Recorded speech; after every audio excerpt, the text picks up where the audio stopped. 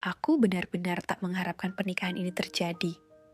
Pernikahan yang biasanya menjadi momen bahagia justru berbanding terbalik dengan apa yang kualami saat ini.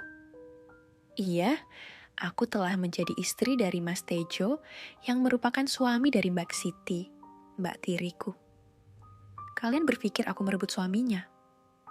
Jawabannya tidak, karena mbakku masih hidup. Mbak Siti divonis mandul, padahal mereka baru menikah 1 tahun, dan dia memintaku memberikan putra untuk keluarganya. Aneh ya, semua keluarganya setuju. Awalnya, aku menolak keinginan tersebut. Aku masih muda, baru 22 tahun, dan masih kuliah meskipun sudah di semester akhir. Usia kami yang terpaut jauh, 9 tahun, juga menjadi alasanku menolak. Belum lagi pandangan masyarakat tentang istri kedua.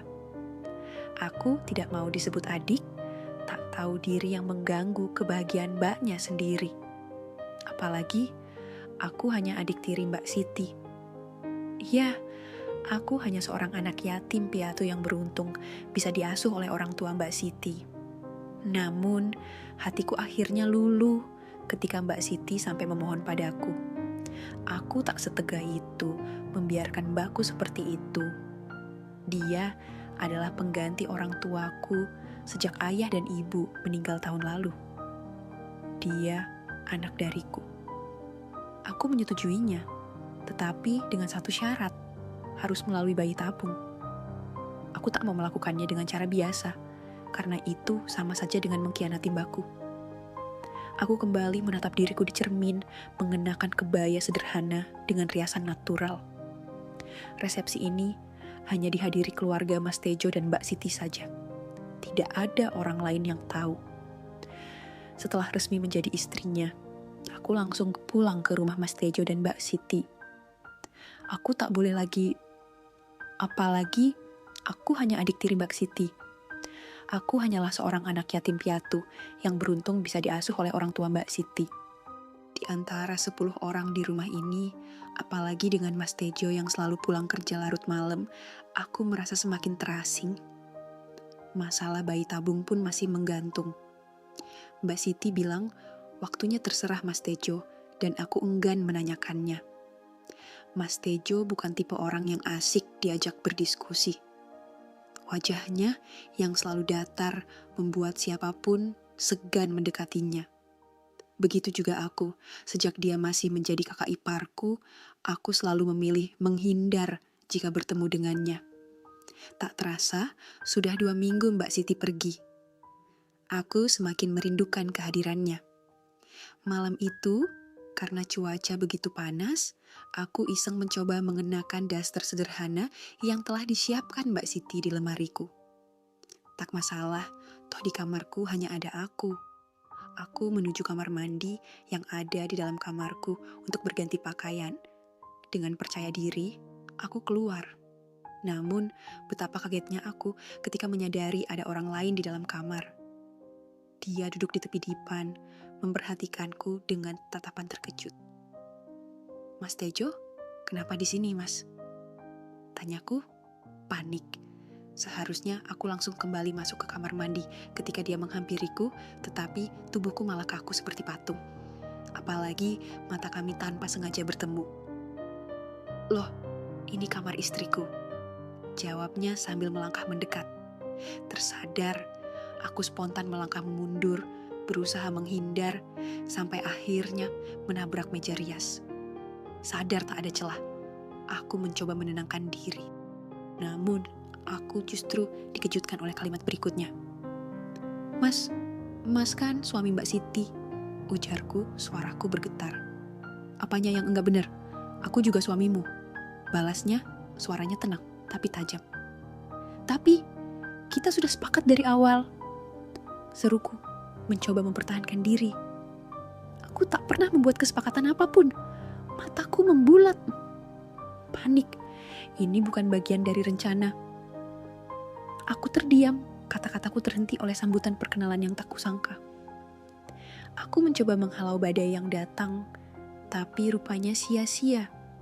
Awalnya hanya sekadar sambutan, Namun, semakin lama justru berjalan ke arah yang tak terduga, seperti hanyut dalam arus yang semakin dalam.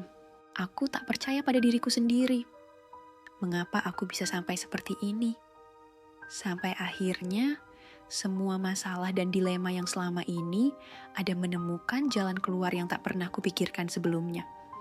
Tanpa sadar, air mataku jatuh. Bukan karena solusi dari permasalahan itu, tapi karena aku telah membohongi Mbak Siti. Namun, sejak saat itu, keakraban kami berubah drastis. Mas Tejo yang semula selalu datar ketika berbicara denganku, kini berubah menjadi lebih ramah. Bahkan, setiap pulang kantor, ia selalu menyempatkan diri menemuiku, sekadar bercanda, atau menanyakan kabarku. Aku tak mengira seorang pria yang awalnya irit bicara bisa berubah begitu drastis setelah peristiwa itu. 3 hari kemudian, pagi itu, aku duduk di ruang tamu, mencoba menelepon Mbak Siti. Sudah sejak kemarin ia tak mengabariku. Namun, beberapa kali ku telepon, tak ada jawaban. Pesan WhatsAppku pun sama sekali tidak dibaca. Aku mulai merasa cemas. Malam harinya, sepulang dari kantor, Mas Tejo menemuiku dan berkata, "Siap-siap, kita akan keluar kota sekarang." "Ada apa, Mas?" Tanyaku heran. "Nanti aku jelaskan di jalan." Aku pun mengangguk, tak lagi bertanya. Dalam perjalanan, Mas Tejo menjelaskan bahwa Mbak Siti sedang dirawat di rumah sakit dan ingin bertemu denganku. Sepanjang perjalanan, Mas Tejo menggenggam tanganku, tetapi hatiku tetap gelisah. Entah kenapa, aku merasa ada firasat buruk sejak mbakku pergi sebulan yang lalu. Sesampainya di rumah sakit, aku dibawa ke ruang ICU. Aku panik. Aku tahu kondisi mbakku pasti tidak baik.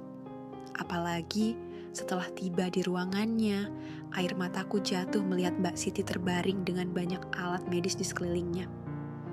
Aku menangis, bertanya-tanya, sebenarnya mbakku sakit apa? Aku menghampirinya. "Mbak, Vivi gak tahu kalau mbak seperti ini." Tak lama kemudian, Mbak Siti terjaga. Ia mencoba tersenyum lemah. "Vivi," panggilnya terbata-bata. "Mbak gak punya banyak waktu deh." Lanjutnya dengan suara lirih. "Mbak cuma mau minta maaf karena sudah egois." Aku menggeleng, menahan tangis. "Terima kasih karena sudah bersedia jadi istri Mas Tejo. Mbak titip Mas Tejo ya." Aku menangis mendengar kata-katanya.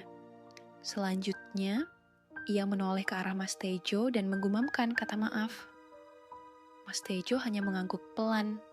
Sedetik kemudian, dokter datang untuk melakukan pemeriksaan. Aku dan Mas Tejo berlalu dari ruangan itu, menunggu di luar dengan hati cemas. "Kenapa Mas gak pernah cerita? Sebenarnya Mbak Siti sakit apa?" tanyaku ketika kami duduk di ruang tunggu. Mas Tejo terdiam sesaat, lalu menjawab pelan, "Leukemia." Seperti petir menyambar, aku terkejut mendengarnya. Aku menangis, sementara Mas Tejo berusaha menghiburku. Tak lama, terdengar suara langkah kaki tergesa menuju ruang ICU. Aku hanya bisa berdoa, semoga Mbak Siti baik-baik saja. Namun, terkadang harapan tak sejalan dengan kenyataan. Ketika dokter keluar dari ICU, ia mengucapkan kata-kata yang membuatku lemas. "Maaf, pasien telah meninggal dunia." Aku kaget, syok. Bahkan, aku tak tahu apa yang terjadi setelah itu. Yang kuingat, aku pingsan. Saat sadar, aku sudah berada di rumah. Mas Tejo membawaku pulang setelah semua urusan administrasi rumah sakit dan pemulangan jenazah selesai. Seminggu setelah kepergian Mbak Siti, aku hanya mengurung diri di kamar. Rasa bersalah, kehilangan, dan kebingungan bercampur menjadi satu. Hingga suatu pagi, tiba-tiba Mama Rim, mertuaku, datang menemuiku di kamar. "Vivi, ini dari mbakmu," katanya, menyodorkan sesuatu. Aku diam, tak tahu harus berkata apa. "Sebelum meninggal, Siti menitipkan ini untukmu." Lanjutnya, membuat dadaku semakin sesak. Setelah ibu mertuaku pergi, aku menatap surat itu dengan perasaan campur aduk. Tanganku gemetar saat membukanya. Dengan napas tertahan, aku mulai membaca isi surat yang ditinggalkan Mbak Siti. Kalau kamu membaca surat ini, mungkin Mbak sudah nggak ada. Maafkan Mbak, karena tidak jujur. Mbak baru tahu tentang penyakit ini setahun yang lalu sebelum menikah dengan Mas Tejo. Mbak mencintai Mas Tejo, tapi dia mencintai wanita lain. Jujur, Mbak nggak terima waktu tahu itu. Maka, Mbak melakukan segala cara agar dia menikahi Mbak. Mbak berhasil, tapi Mas Tejo marah ketika tahu kalau Mbak menjebaknya. Mbak jelas terluka, tapi Mbak sadar ini semua adalah kesalahan Mbak. Aku tertegun. Apa maksudnya? Kamu tahu siapa wanita yang dicintai Mas Tejo? Gadis itu? Kamu? Mataku membelalak. Aku membaca ulang kalimat itu berulang kali, seolah tak percaya. Tolong, jangan pernah marah pada Mas Tejo, karena dia nggak salah di sini. Mbak yang salah karena egois, tapi sekarang Mbak sudah bisa tenang karena bisa membuat Mas Tejo bahagia bersamamu. Semoga ini bisa menebus kesalahan Mbak. Sekali lagi, maafkan Mbak. Surat itu berakhir di sana, tetapi dampaknya begitu besar bagiku. Aku tak tahu harus menangis atau merasa lega. Begitulah kisah yang kujalani beberapa tahun lalu. Semoga dengan kisah ini, kita bisa mengambil hikmah bahwa jodoh bisa datang kapan saja, bahkan dari seseorang yang semula kita benci.